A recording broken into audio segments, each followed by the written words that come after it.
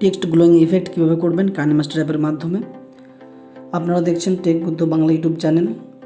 যদি ভালো লাগে অবশ্যই চ্যানেলটিকে সাবস্ক্রাইব করে দেবেন। সর্বপ্রথম আমরা কাইনেমাস্টার অ্যাপটি ওপেন করে নেব। ওপেন করার পর এখানে ক্রিয়েট নিউ এই অপশানেতে আমরা ক্লিক করব। তারপর আমরা এখানে রেশিওটি আমরা সিলেক্ট করে নেক্সট অপশানে ক্লিক করব। তারপর পছন্দের যে কোনো একটি ছবি আমরা এখানে অ্যাড করে নেব। ফটোটি এখানে অ্যাড করার পর আসলে এই ফটোটিকে ফুল স্ক্রিন জুড়ে করার জন্য ফটো লেয়ারটির উপর আমরা ক্লিক করব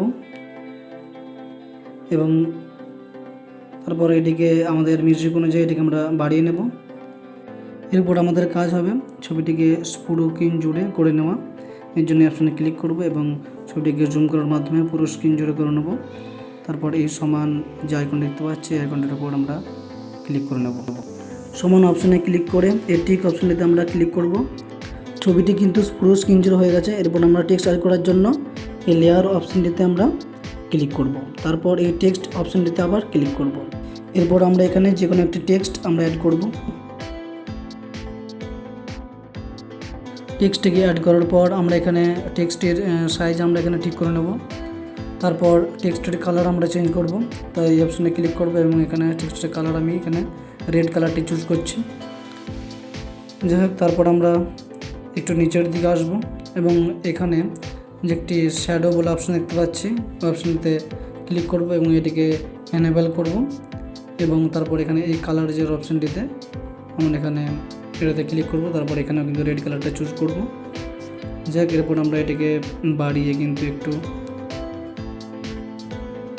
13-14 এরকম রাখার চেষ্টা করব। যাই হোক, এরপর আমাদের পরবর্তী কাজ হবে গ্লো ইফেক্টে যাওয়া। এর জন্য এই গ্লো ইফেক্টেতে আমরা কিন্তু ক্লিক করব। এটাকে আমরা কিন্তু এনেবল করব এবং এখানে এই কালার অপশনটিতে আমরা ক্লিক করে এটা কিন্তু রেড কালারটি আমরা চুজ করব। তারপর আমরা কিন্তু ওপর দিকে একটু তুললে আমরা দেখতে পাচ্ছি এখানে দুটো অপশান পাচ্ছি।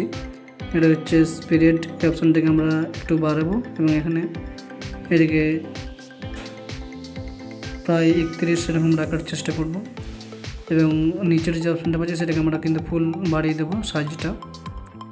এরপর আমরা আউটলাইন বলে অপশানটিতে আমরা ক্লিক করব এবং এটাকেও কিন্তু আমরা এনেবল করব এবং এখানের কালারটিকে অবশ্যই আমাদের ব্ল্যাক রাখতে হবে। দেখতে পাচ্ছি যে কালারটি কিন্তু ব্ল্যাকই রয়েছে। যাই হোক, এরপর আমরা যে ওয়েটটা এখানে আমরা একটু বাড়ানোর চেষ্টা করব যাতে লেখাটা আর কি একটু ভালোভাবে ফুটে ওঠে।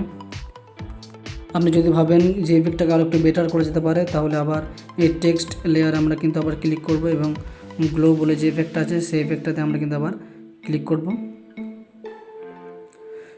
তারপর আমরা নিচের যে সাইজ বা স্প্রেড যে অপশন দেখতে পাচ্ছি এগুলো আমরা কিন্তু একটু বাড়িয়ে কমিয়ে এটাকে আমরা একটু অ্যাডজাস্ট করে নিতে পারি।